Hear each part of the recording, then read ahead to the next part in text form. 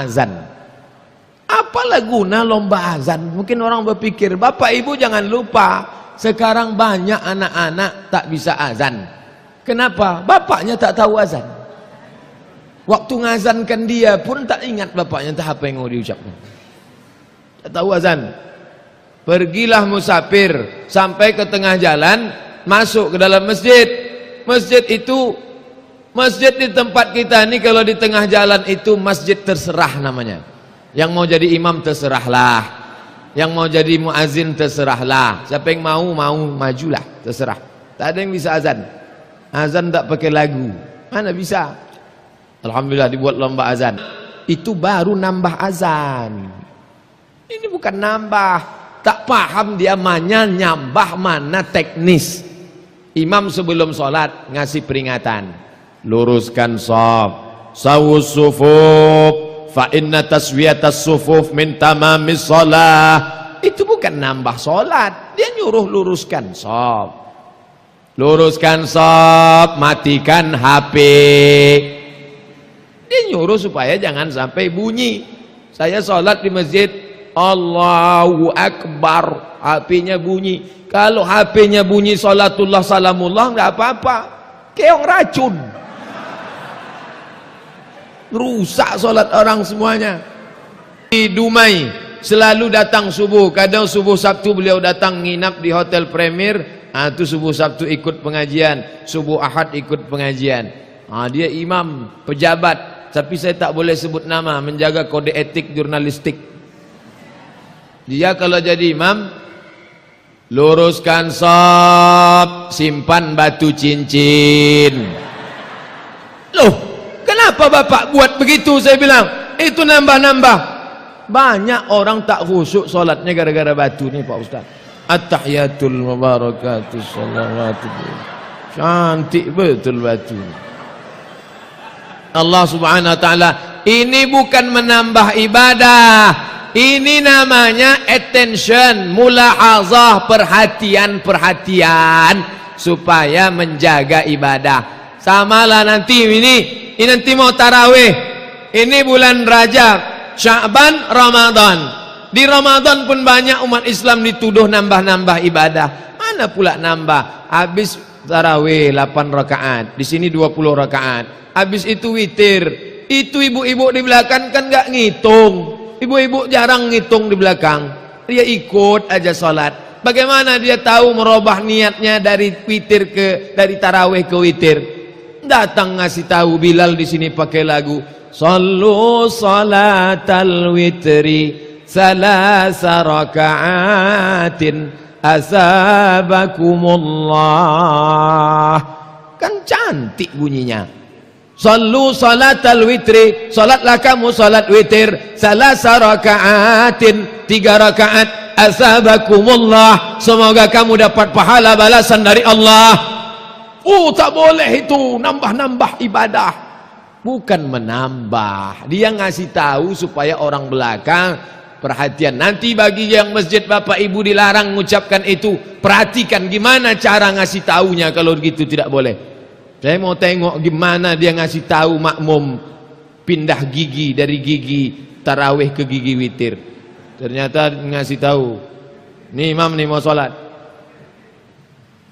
witir 3. Datang ibu-ibu nanya di belakang, 2 cie apa 3 1 salam? 3 1 salam. Jelek sekali bunyinya. Seni, tak boleh memasukkan lagu. Mana boleh memasukkan lagu irama dalam Quran? Itu tadi Qori itu kan memasukkan lagu tuh, Bayati, Soba, Nahawan, Sika, Jaharka, Ras. Tak boleh memasukkan lagu. Kebetulan saya satu mobil sama Imam Masjid Islamic Center Pasir Pangarayan, Ustadz Indra Gunawan, juara 1 musabaqah tilawatil Quran internasional di Kuala Lumpur, juara dunia. Dikumpulkan semua kori-kori di dunia ini, dia juara 1, juara dunia. Kalau ada dunia akhirat juara juga dia itu. Suaranya luar biasa. Dialah jadi imam. Jadi waktu kami satu kendaraan, saya ceramah, dia ngaji. Kesempatan bertanya kepada orang alim. Ustaz, ada yang mau kutanya ke Ustaz nih. Apa namanya Ustaz? Apa betul imam-imam Masjidil Haram itu tak pakai lagu? Pakai katanya. Coba dengarkan. Hidupkan Syekh Abdul Rahman Sudais. Itulah disebutnya. Itu lagunya ini.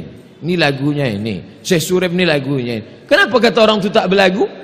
Yang dengar tu tak tahu lagu.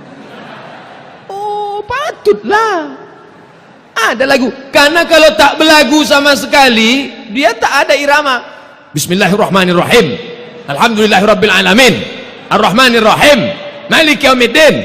Itu yang tak pakai lagu.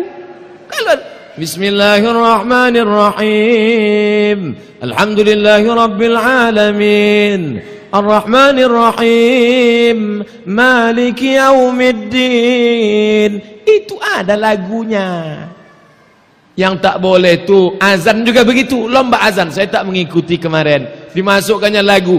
Lagu apa pun boleh. Hayya 'alas salah. Boleh. Hayya 'alas salah. Boleh. Asalkan jangan dimasukkannya lagu Melayu. Itu tak boleh. Hayya 'alas shalah. Itu mana boleh. Masuk lagu itu haram hukumnya. Anak-anak nih supaya tahu dia nanti dia akan jadi muazzin di kantornya. Dia nanti boleh jadi pegawai, dia bisa jadi kepala dinas, dia bisa jadi kepala kantor, dia bisa jadi kepala badan. Tak malu dia megang mikrofon tuh. Kenapa? Aku juara 1 tahun 2015. Sekarang banyak malu. Malu jadi imam, malu jadi muazzin, malu. Udah pensiun, barulah tak malu lagi. Apa guna? Mohon maaf kalau ada bapak-bapak pensiun. Apa maknanya? Inilah pendidikan Islam yang nyata. Inilah dia. Kalau di lokal dirikan salat, kamu baru azan, itu teori. Maka nanti bulan Maulid Nabi buat perlombaan. Apa namanya? Lomba menulis sejarah Nabi. Bapak Ibu yang dimuliakan Allah Subhanahu wa taala, 10 kali anak-anak ini disuruh solat, solat, solat, solat, solat. Sekali dibawa, yang sekali itu jauh lebih bermakna, lebih masuk ke kepalanya. Betul kata pepatah Arab, lisanul hal, perbuatan afsah min lisanil maqal, lebih masuk ke kepalanya daripada ucapan. Sekali saya kalau balik kampung masuk masjid masih ingat saya, ini tempat aku dulu solat Jumat duduknya di sini. Di sini dulu selalu solat zuhur sama kawan-kawan. Dulu selalu solat tarawih kami tadarusnya di sini. Luar biasa berkesan. Maka dekatkan anak ini dengan masjid. Dia sudah dijauhkan dengan Islam. Anak-anak remaja kita sudah dijauhkan dari Islam sejauh-jauhnya. Dijauhkan dari solat sejauh-jauhnya, dijauhkan dari pelajaran agama sejauh-jauhnya. Pertama, ini bukan tak sengaja, ini bukan tak terprogram, diprogram supaya jauh dari Islam. Bagaimana caranya? Pertama, dijauhkan dari huruf-huruf Al-Quran. Ini kita solat di masjid kerajaan nih, kerajaan Melayu Siak Sri Indrapura pakai huruf Melayu. Huruf Melayu, kita tak pakai huruf Latin, tak pakai Inggris. Korea juga pakai bahasa dia. Coba kalau kita ni ahli teknologi, kita sediakan beasiswa. Siapa saja orang Eropa yang mau belajar ke sini, belajar bahasa Melayu 1 tahun. Bayangkan kalau bule-bule itu hebat bahasa Melayu. Oh, bukan hanya bule dan Pak Le, semuanya belajar bahasa Melayu. Bapak Ibu yang dimuliakan Allah Subhanahu wa taala, ini sekarang anak muda kita ini kehilangan identitas. Anak muda orang Melayu kehilangan identitas. Sudah jelas orang Melayu dicat rambut pirang. Rambut pirang, hidung pesek. Kuku hitam, anak funky. Dicatlah rambut merah kuning kelabu. Di tengah ni pula macam durian. Kuku hitam. Entah hitam karena bedaki, entah hitam, wallahu a'lam, macam-macam. Ini ditindik sampai ke atas. Wah, ini pula macam sapi kurban. Pasang sini. Kehilangan jati diri. Padahal pepatah Melayu mengatakan, tak Melayu hilang di bumi. Di mana bumi dipijak, di situ langit dijunjung. Apa maknanya? Mesti dibangkitkan. Kenapa Ustaz cerita Melayu malam ni? Ini kan Isra Mi'raj tentang Islam. Islam sama Melayu tak bisa dipisahkan, karena Islam itu datang langsung ke raja-raja Melayu, dan berhasilnya dakwah itu adalah lewat kekuasaan.